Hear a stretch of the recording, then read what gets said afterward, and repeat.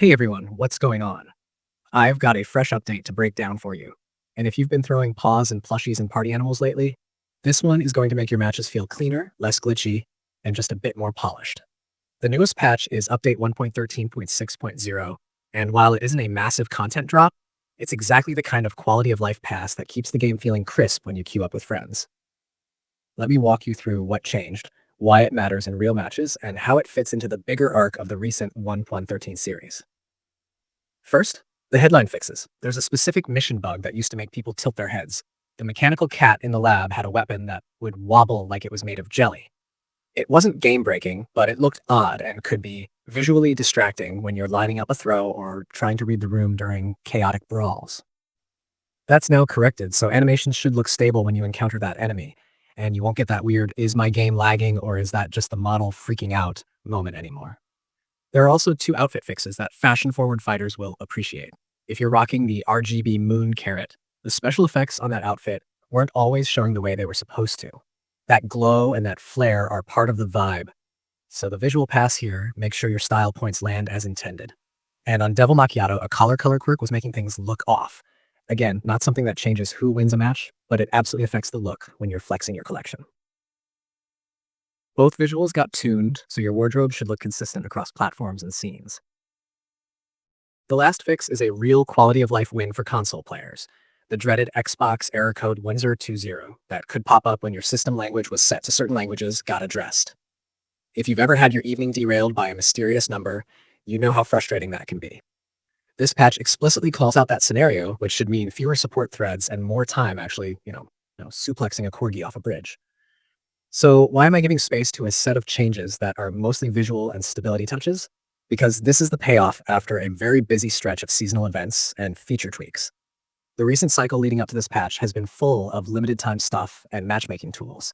And when the devs layer in more features, a follow-up stability pass is the difference between a game that feels lively and one that feels creaky. If you were around for the Halloween window, you'll remember we had pumpkin throwables returning for a limited run, holiday decorations in Autumn Cabin and on the main menu, and even special toys and pumpkin heads in the cabin's vending machine. There were also map-specific achievements tied to Crisis variants, Space and Factory, that unlocked themed outfits, which gave completionists something new to chase. All that content landed just before this patch, and now we're getting that nice tidy up to keep the experience smooth. On the feature side, a change I think quietly matters a lot is the avoid player option in matchmaking. It's the kind of social tool that can really improve your nightly sessions. If you've had a run-in with someone who made the lobby a pain, being able to avoid matching with them again helps keep the vibe positive.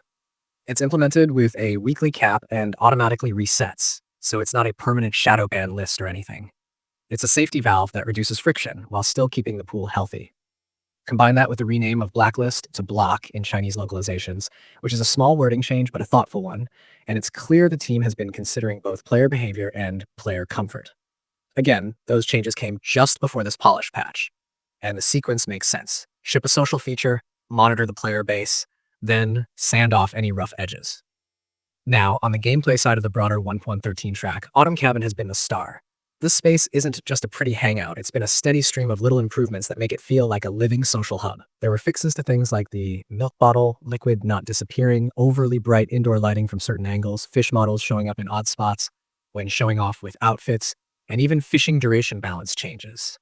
The chat bubbles were given a longer display time, so conversations don't feel like they vanish mid-thought. There were tips added for when you drop the fishing rod in water, and even localization tweaks for tie to make sure line breaks and vowel stacks didn't clash.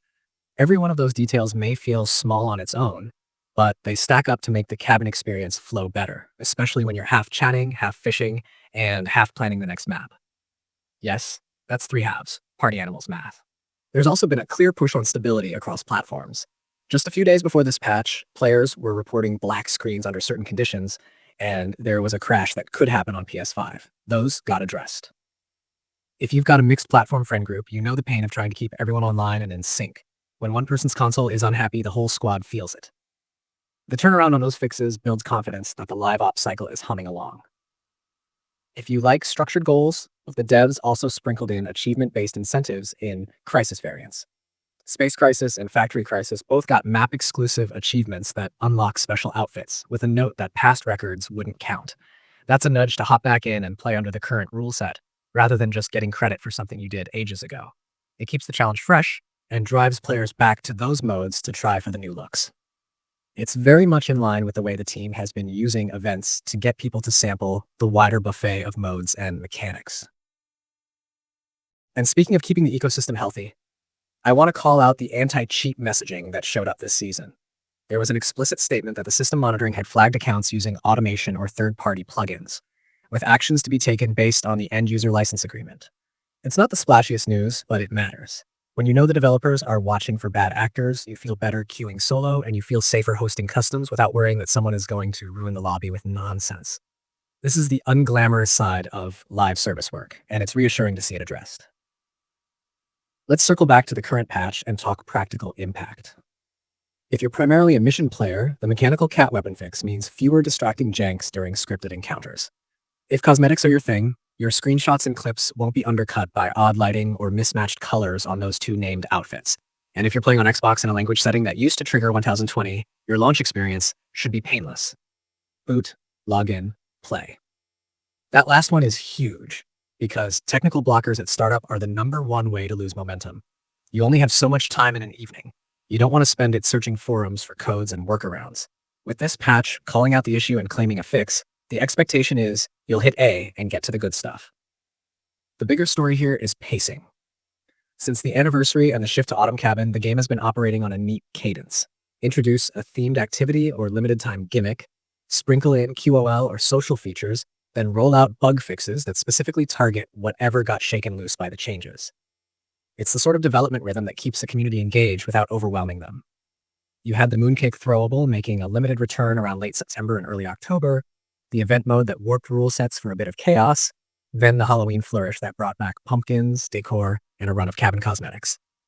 Each beat had focused fixes behind it, culminating in this smaller patch that tucks in the loose threads. If you've stepped away for a few weeks, this is a great moment to pop back in because the feature churn has settled and the polish layer is fresh. If you're a new or returning player wondering where to start, here's what I do. Hit Autumn Cabin first and feel out the social improvements. Chat bubbles that stick around, the fishing UI clarity, the way the camera behaves after a catch. It's a chill place to relearn the controls, laugh at your friends slipping into the water, and acclimate to the updated little details. Then check the crisis achievements for space and factory if you want a target to chase. They're a tidy, hop-in, hop-out goal that rewards you with themed outfits. After that, explore Quick Match with the comfort of knowing you can avoid that one bad apple if you need to. This flow lets you feel the benefits of several patches at once, not just the latest set of fixes. Performance-wise, even though this patch doesn't list broad frame optimizations, the cumulative effect of the 1.13 series is noticeable. Prior fixes improved update file sizes, clarified rule descriptions in Crisis pregame panels, and even extended the maximum duration in Autumn Cabin for marathon hangs. Every time I read a set of notes that trims friction, like clearer prompts on loading screens for gesture wheel inputs or adjusting fishing duration, it's a reminder that the team is trying to make both the sweaty matches and the social downtime feel more intentional. When you pair that with platform-specific crash fixes and login errors being squashed, the net effect is you get to fun faster and stay there longer. Another thing to appreciate is how the cosmetic fixes signal care for player expression.